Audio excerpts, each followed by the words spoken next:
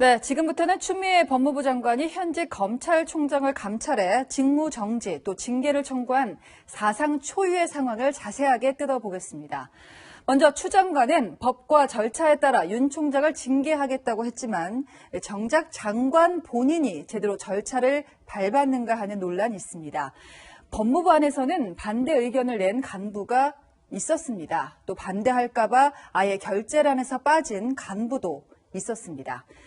패싱, 다시 말해서 장관 의견과 다르면 모두 건너뛴 것 아닌가 문제를 제기할 수밖에 없는 대목입니다.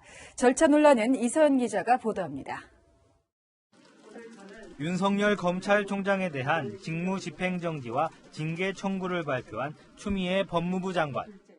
검찰총장에 대한 징계 청구 및 직무 배제 조치를 국민들께 보고드리지 않을 수가 없게 되었습니다.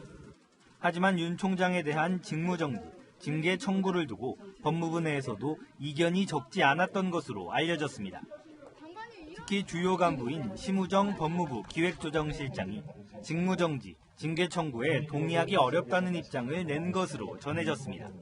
하지만 의견은 수용되지 않았고 당시 혁신행정 담당관실에서 작성한 공문에 심 기조실장은 결재란에 이름을 올리지 못했습니다.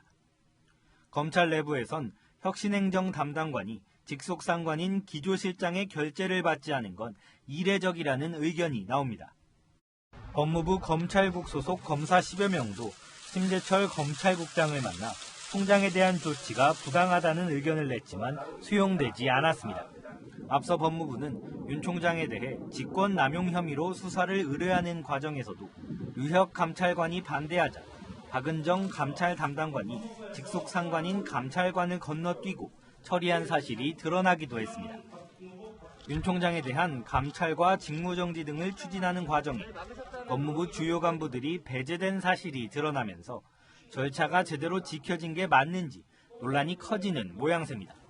채널A 뉴스 이서연입니다.